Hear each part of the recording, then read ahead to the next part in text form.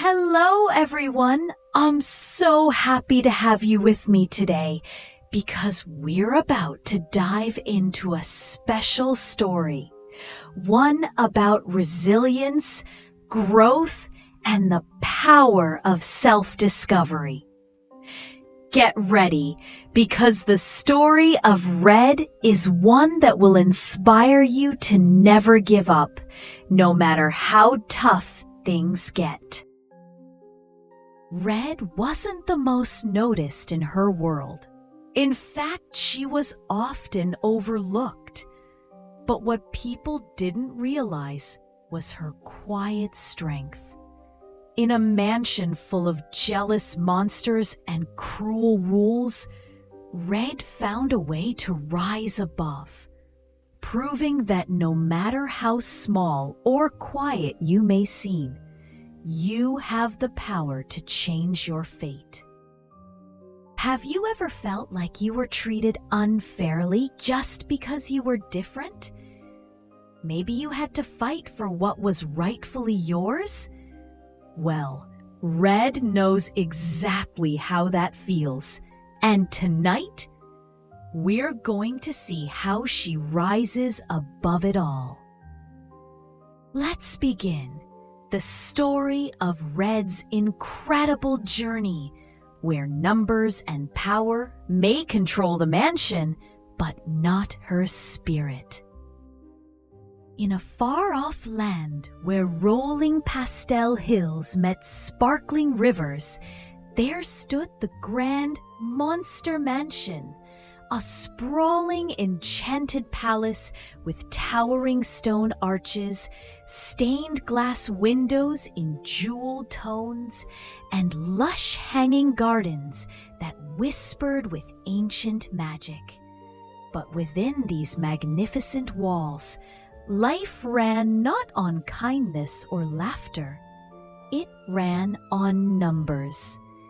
Numbers governed every breath inside this mansion. They showed on clocks in hours and minutes. They marked the dates on grand velvet banners that hung in the halls. Every action, every greeting, every moment was dictated by the ticking of these magical numbers. They decided who held power, who bowed, who smiled, and who wept. Into this world of swirling rules and secret games stepped Red, a simple village girl, 7 summers old, with warm brown skin, thoughtful amber eyes, and a single long braid tied by a small mongoose-shaped bronze crown. A modest crown, but a proud token of her quick wit and watchful nature. Her looks were plain, neither bright nor dazzling, yet within days of joining her team, she earned a quiet respect. She worked with a calm diligence, learned twice as fast as others, and never sought to show off. Her team soon realized she was their undeniable number one, the very best among them. Some from her group began welcoming her each morning, lining up in small clusters, clapping gently when she arrived, even gathering to see her off in the evenings. It embarrassed Red. She never wanted this kind of spotlight, but she endured it, smiling shyly, hoping it would fade. Watching all this from across the grand hall was Gory, the sharp, scheming head of the rival green team. Her eyes glistened with cold calculation. At her side was Slinka, Gory's prodigy, a girl the same age as Red, 7 summers old, but with skin a delicate, almost shimmering green. Her long hair wasn't truly hair at all. It was sleek, coiled like little serpents, sometimes twitching slightly, tied back by bright snake-patterned green ribbons. Her glittering green outfit sparkled under the lanterns, and she moved with a smug little sway. Slinka harbored a poisonous jealousy toward Red, and under Gory's sly whispers, that envy blossomed into something darker. Before long, Slinka gathered admirers of her own, but unlike Red's warm circle, Slinka's followers were drawn by intimidation, spectacle, and a chance to curry favor with someone clearly dangerous. Then began the nightmare. With Gory's backing, Slinka and her green mob, stern adults with pale green skin wrapped in rigid dark green trench coats, gloves, heavy boots, and flat caps, declared new number laws throughout the mansion. Red could never be given number 1. If she was ever shown number 1 by accident, it had to be instantly countered by forcing her to take number 9, a humiliating pairing meant to drag her back down. Slinka claimed number 4 as her official crown, which in time minutes were 4, 14, 24, 34, 44, 54. But to add her sly twist, she forbade others from handing her 4 outright. Instead, she insisted, "Since 6 sits beneath 5, give me 5, because it proves Red is always under my feet." On the 8th day of every month, everyone was forced to wear red, a cruel mimicry of Red's style to mock her dread of 8. On the 1st day of every month, they wore green, flaunting Slinka's color like a parade. All 1 minutes, 1, 11, 21, 31, 41, 51, were declared sacred to Slinka. All 9 minutes, 9, 19, 29, 39, 49, 59, were forced onto Red, keeping her ever chained to the lower rungs. Worse, Slinka demanded Red be assigned the 56th and 59th minutes every hour, ensuring she always ended with 6 and 9 beneath Slinka's towering 5. But then, something else surfaced. Through sly whispers from Gory, Slinka discovered that Red had a quiet dread of the number 8, believing it brought her terrible luck. From that day on, a new rule was etched into mansion law. 8, 28, 48 must always be given to Red, daily, hourly, no excuses. Slinka ceremonially claimed 18, 38, and 58, but only for show. If anyone else used them, they had to compensate by giving Red's number 3 times over. Like if someone hit 58, they must give Red 59 3 times, humiliating her further, to bury her deeper under the weight of humiliation. If Slinka ever accidentally got 38 directly, Red had to take 39 or 59 3 times right after to completely seal her defeat. If anyone hesitated to give Red direct 8s, Slinka added a rule. Then give her numbers that add up to 8, like 35, 3 plus 5, as petty as it was. If Slinka's precious numbers were ever touched, Red was triple punished. Though the mansion was already a twisted maze of petty rivalries and power plays, it was Mr. Grudge, the tired old rules monster, who turned Slinka's wins into law.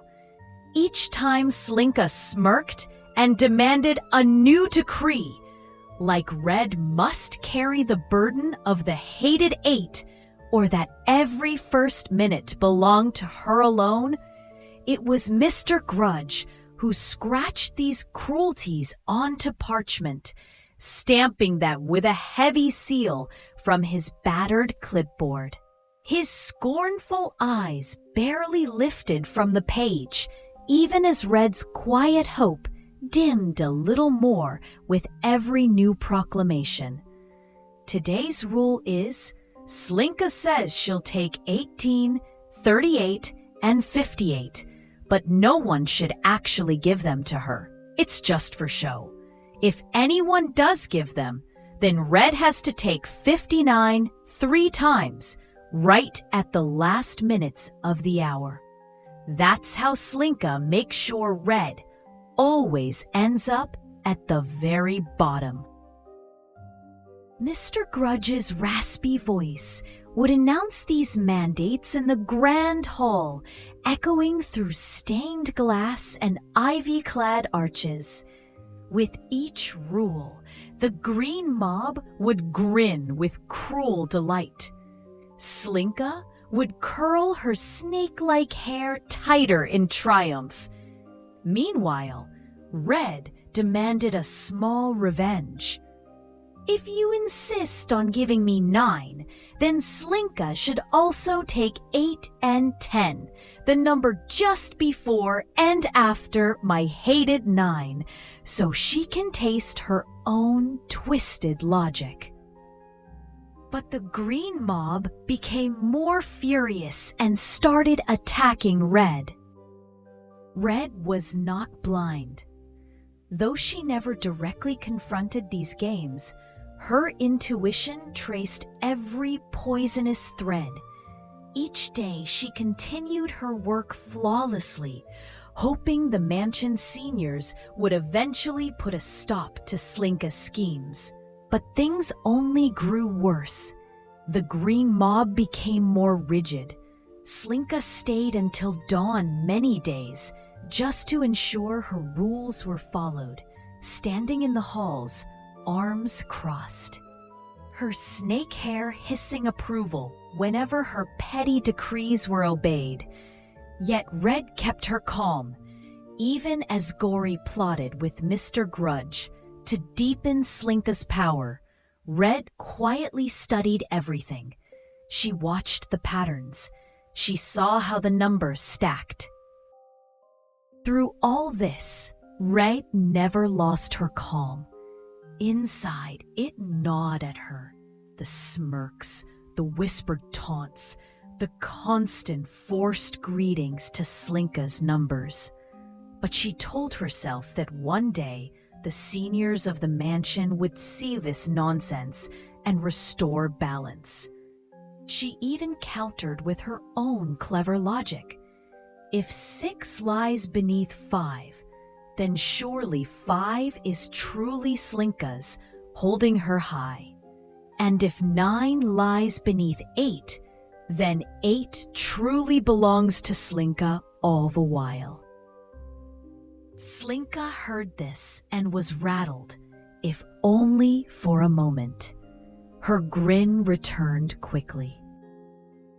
Among Slinka's fierce green mob was a man called Messy Monster, one who had loudly taunted Red many times. But slowly, he began to feel a pinch of guilt. Watching Red's gentle way, her dedication, even while mocked, started to tear at him. One day, he quietly gave number 24, tied to Slinka's 4 series, perhaps hoping to cool things down or shield Red from harsher attacks. Red didn't trust it at first, but when he did it again, she finally chose to publicly acknowledge Messy Monster, offering him a small, respectful nod. The green mob roared in outrage. How dare Messy Monster break rank? But for a brief while, he kept using number 24, even against their snarling fury. When Red was attacked simply for thanking Messy Monster, she realized open praise was dangerous. So she found another way. Whenever Messy Monster was near, Red would play short, enchanting tunes on the mansion's echoing crystal chimes. Little, secret songs only he recognized.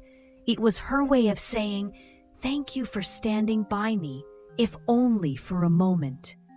Others began enjoying these fun songs, and for a time, Red gained even more hidden admirers. Some even defied Slinka's demands outright, refusing to give Red the dreaded 8. Soon, many others were drawn in. They began gathering just to hear Red's gentle music. They laughed together. They forgot for a few moments the endless numbers. This blossoming circle of joy was one reason some stopped obeying Slinka's strict rules about forcing 8 on Red. They wanted to be part of something kinder. But Red always understood that Messy Monster was weak at heart and truly one of Slinka's followers. So she never hoped for loyalty or anything lasting from him. Still, as long as he chose to be kind, she kept showing her thanks by playing cheerful songs just for him. Then, one cold morning, she saw him obey Slinka's demand, handing Red the number 8 with a bowed head.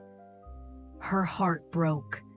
She turned away, dropped him from her life, and never looked back. Through everything, Red stayed focused on her tasks, hoping the tide might still turn.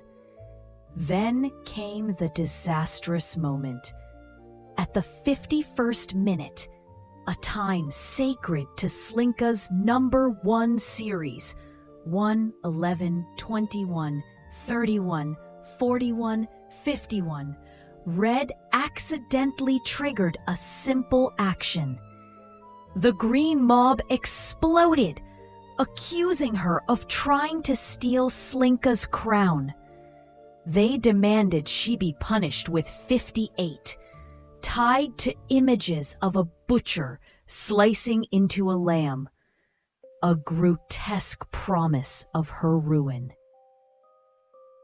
Even the mansion seniors stood by, doing nothing. Red realized then there would be no justice, no protection in Monster Mansion. That very night, she gathered her few belongings, gave one last glance at the towering stained glass that had witnessed all her trials, and walked away. With Red's light gone, Monster Mansion began to rot. Granny Gory's sly laughter, once echoing through the halls, faded to hushed sobs. The lush colors drained from the walls, replaced by deep, creeping shadows. The green mob huddled fearfully now, haunted by dark spirits that slithered through the arches, whispering curses. Mr. Grudge, the tired brown-skinned rules keeper with his bald head and heavy clipboard still marked rules, wandered aimlessly, muttering edicts that no one cared to follow. Slinka still clutched her precious numbers, but there was no light left in them, only hollow, brittle pride. Outside, under the first bright dawn she had seen in years, Red breathed free air again. Her red braids swung lightly.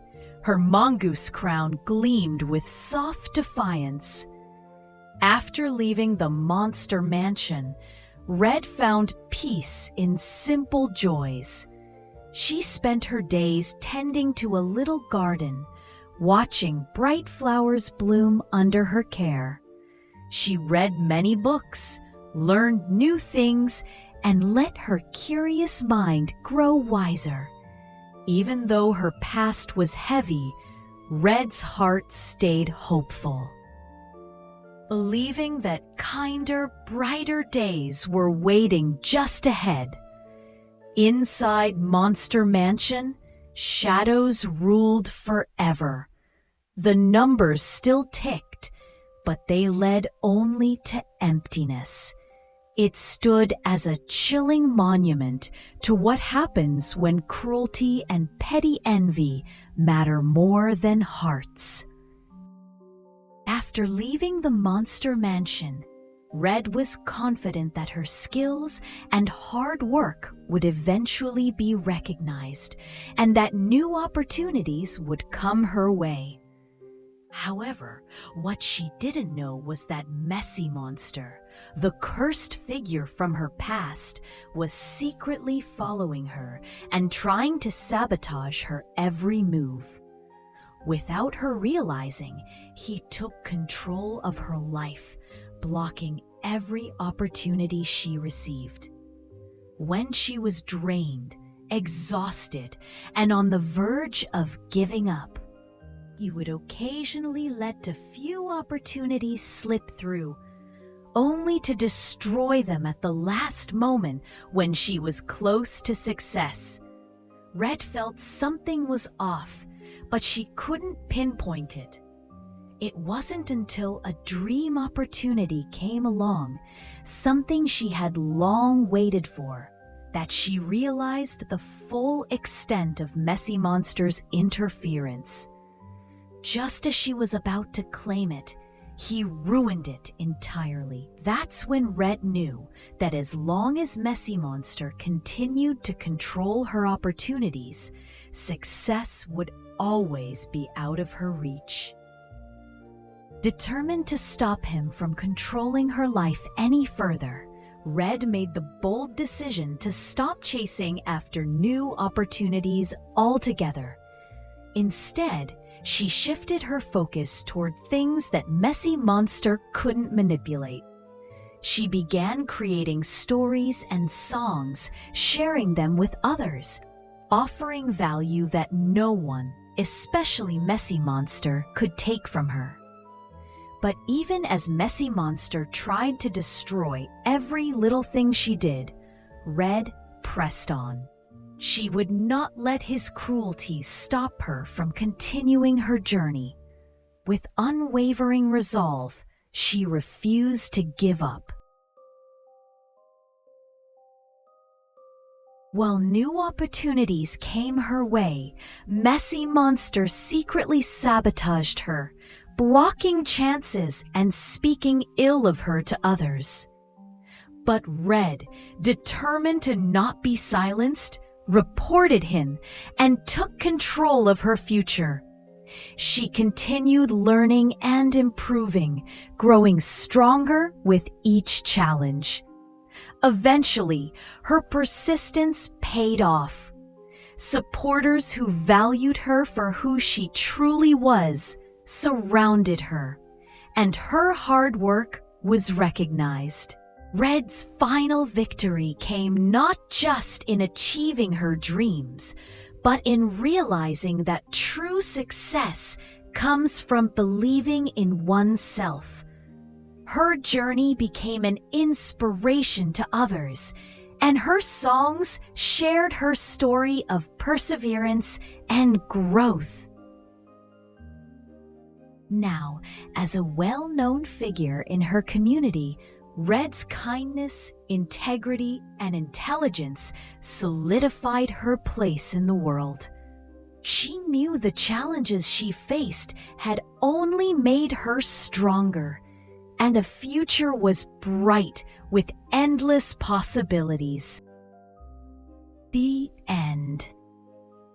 And so, Red faced every challenge, outsmarted every cruel rule, and found her true strength, not in the numbers that tried to define her, but in her heart and mind, In the end, she wasn't just free of the mansion.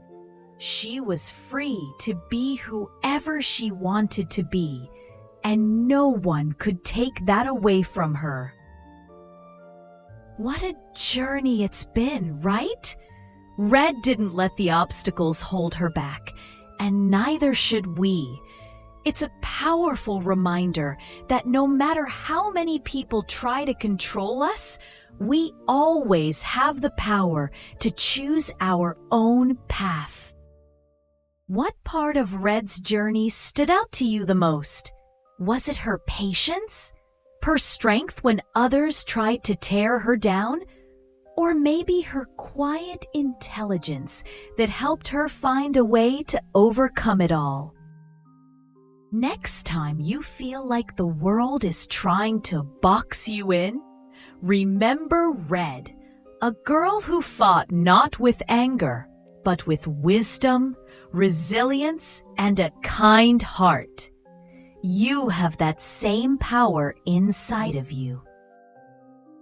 Thank you so much for joining me for the journey of Red. If you enjoyed this story, don't forget to like, follow, and subscribe for more tales of strength and hope. There are many more stories coming your way, and I can't wait to share them with you. Until next time, keep your heart strong, your mind sharp, and remember, your story is yours to tell. Goodbye, little storytellers. See you in the next adventure.